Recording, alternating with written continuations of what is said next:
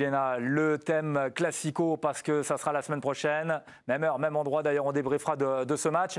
L'OM est-il prêt pour faire tomber le Paris Saint-Germain? Allez, petit habillage et vous me donnez votre avis. Est-ce que Marseille est prêt à faire tomber? Tiens, on va changer l'ordre. Hugo. Faire tomber? Ouais, faire tomber. Non, on rappelle que le match sera au Vélodrome. Hein. Ouais. Timothée. Raison. Aussi près qu'il puisse l'être. Donc oui. Plutôt oui. Plutôt oui. Régis. Oui. Oui aussi. Oui. Président. Ouais, on va se faire un petit duel. Allons-y, oui. Hugo, on l'envoie avec qui? Vous l'envoyez contre qui, Hugo? Pas Ludo, parce qu'il ne savait pas quoi répondre. Régis avait l'air motivé. Hein. Mais non, moi je dis oui. Bah justement, non, il a dit non, Hugo. Non, t'as dit non. Hugo, Avec dit Régis, non. ouais, je pense que Régis. Allez, Régis, il m'a l'air pas mal, ouais, c'est sûr. Savoir pourquoi. C'est pour sa dernière. Allez, c'est parti, on y va, le duel. Sa dernière. Régis face à Hugo, donc voilà. Ouais. Non, ils ne sont pas prêts les Marseillais pour Hugo. Oui, ils sont prêts pour Régis. Régis, vous prenez la main? Oui. Oui. Ouais, parce que vous étiez majoritaire sur les bancs. Oui. Allez-y, c'est parti. Non, j'ai toujours pensé cette année que ce championnat, il y a quelques équipes qui pouvaient rivaliser avec ce PSG, dont Marseille, dû à l'arrivée de cet entraîneur qui a un projet de jeu, il y a des choses qui s'y passent, le recrutement qui a été fait, il y a une évolution positive au sein de ce club, les performances sont quand même intéressantes dans l'ensemble, en dehors des deux matchs juste avant la trêve. Le PSG... Des fois c'est bien, des fois un peu moins bien. Enrique qui fait tourner son effectif. Top. Vous n'avez plus de temps. La parole est à Hugo. Non, je les vois pas faire tomber le Paris Saint-Germain pour la simple et bonne raison qu'en fait, je me base, on va dire, sur les 3-4 derniers matchs des deux équipes. Il y a ce match à Strasbourg pour Marseille, ce match aussi contre Angers au Vélodrome. Alors évidemment, il y a cette victoire éclatante à Montpellier, mais il ne faut pas oublier que ce week-end, il ne faut pas avoir la mémoire courte. Le PSG a fait un super match contre Strasbourg, qui est vraiment un adversaire de notre calibre. Et je pense que l'opposition de style profitera plutôt à Luis Enrique, parce que De Zerbi laisse beaucoup d'espace et Luis Enrique s'y en profite. Top. Ah, bah c'est un joli duel. Les duels, comme on les aime, comme vous les aimez également. Vous allez sur l'équipe Connect, vous votez. Plutôt Régis. Donc, oui, Marseille peut faire tomber le Paris Saint-Germain. Non, pour Hugo, vous allez voter et on va entendre le président qui va s'exprimer tout de suite et qui va devoir arbitrer ce duel. Ça dépend. Est-ce que c'est pour gagner le duel ou c'est pour dire ce que j'ai envie de dire? Si c'est pour gagner le duel, c'est Régis. Hein. C'est sûr que les Marseillais, ils sont prêts, ils pensent qu'ils vont gagner. Vous croyez que Régis est sûr de gagner avec... D'accord. Ah ben oui, le duel, il va le gagner, ouais, c'est sûr. Mais est-ce que Marseille est prêt? Ah oui, le vote sur Twitter. Oui, le vote, oui. C'est ça, voilà. Mais vous savez, il va toujours dans le sens du peuple. C'est Raymond, non, ça. Non, je vais assumer, j'irai dans l'autre sens. Je pense qu'effectivement, pour moi, pour le moment, il y a encore une grosse différence. La faiblesse défensive de l'équipe marseillaise, elle ne s'est pas vue aujourd'hui, mais elle s'est vue contre Angers, elle s'est vue contre Strasbourg, quand il y a une opposition qui est un peu plus solide. Et la maîtrise quand même du PSG qui commence aussi à trouver un équilibre, pour moi, me fait pencher du côté du PSG. Plutôt Hugo, donc. Et plutôt Hugo. Tu vas perdre le point. Voilà. Je vais perdre le point, tant pis, mais... Il n'y a pas de quiz, c'est pas voilà. Allez-y, Ludo, vous êtes en train de bouillir, là, de votre côté. Si, je vous vois. Non, mais je pense que l'OM peut challenger au Vélodrome cette équipe du Paris Saint-Germain, déjà parce qu'ils auront joué en semaine. C'était quand même un élément important. Donc Marseille va pouvoir préparer... Contre le PSV en Ligue des Champions. Va pouvoir préparer son match sur la semaine. Je sais que Roberto De Zerbi prépare consciencieusement ce type de match-là, comme tous les matchs, mais là, il va sûrement aller chercher quelques idées de génie. Et puis surtout, je vois un match fou, parce que on parle du match du PSG contre Strasbourg. On l'a tous regardé, et moi, Strasbourg, si Strasbourg ouvre le score, voire était amené à mener de 2 buts au parc au bout de 20 minutes, ça aurait choqué personne. Mais ça peut être un match fou, ça, t'as raison. Donc ça veut dire que Strasbourg, même avec un Paris Saint-Germain qui est revenu dans le coup, ils ont été capables de leur mettre 2 buts au parc. Donc je pense que ça va être un match totalement ouvert, et ça pourrait finir en 3-3, 3-2. Enfin, je pense qu'on va avoir un match de fou. Wow.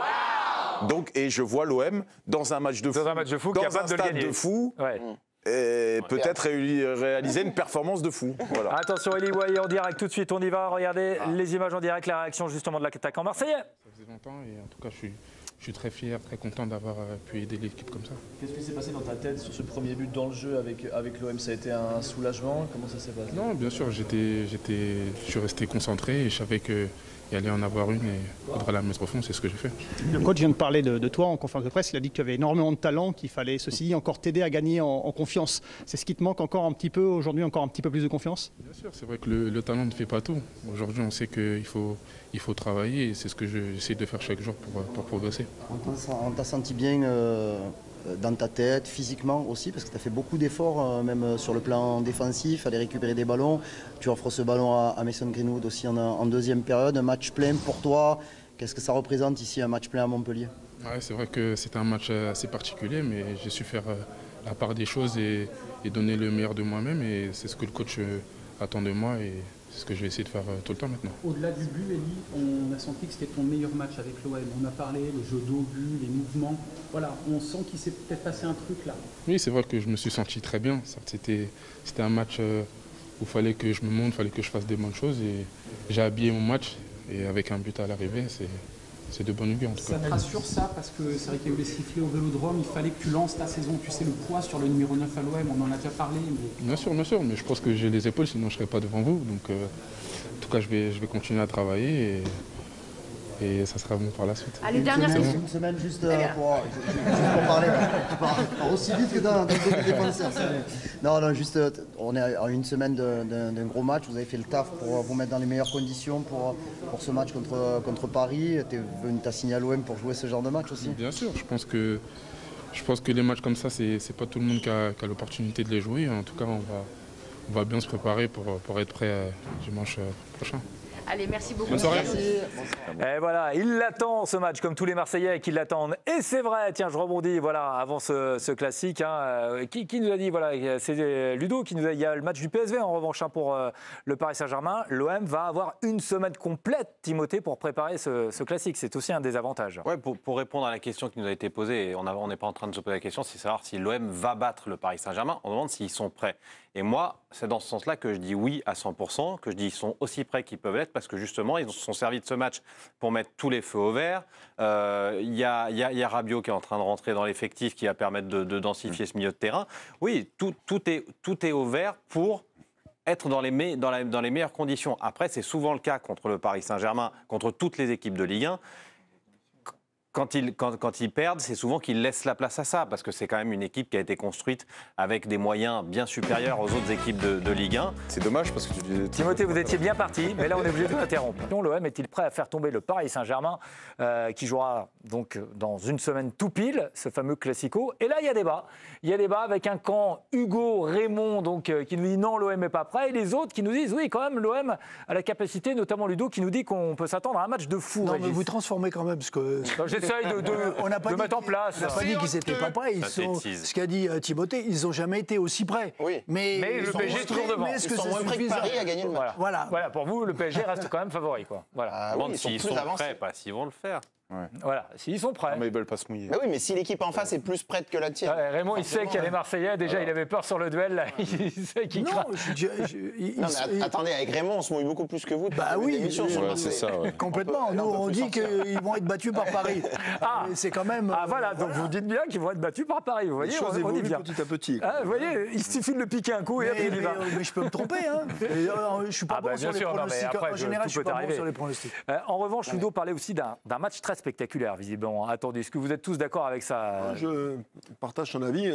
Alors effectivement, Marseille a des petits soucis défensifs, surtout dans les 1 contre 1 sur les latéraux, où c'est un des points forts du PSG qui sont capables de faire des différences incroyables.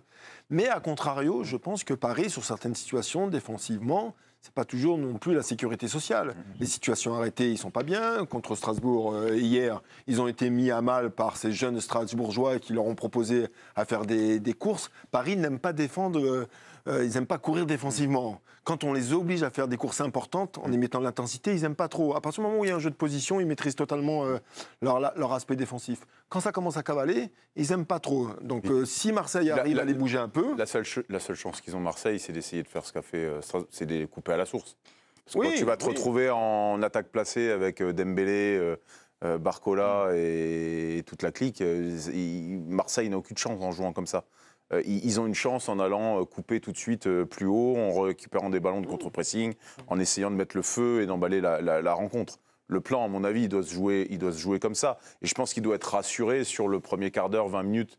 Parce que Strasbourg, ça s'est joué à rien. Hein. Ils sont un peu plus adroits, ils ouvrent le score, le match, il bascule peut-être différemment aussi. Donc je pense que c'est un signe. Et c'est une équipe jeune, Strasbourg. C'est une équipe Marseille, jeune. il y a quand même des joueurs un peu plus, même plus fins techniquement dans l'amorce des récupérations de balles. Il y a des moments du match, il y a des clés du match. Mais Strasbourg avait été naïf aussi au milieu de terrain.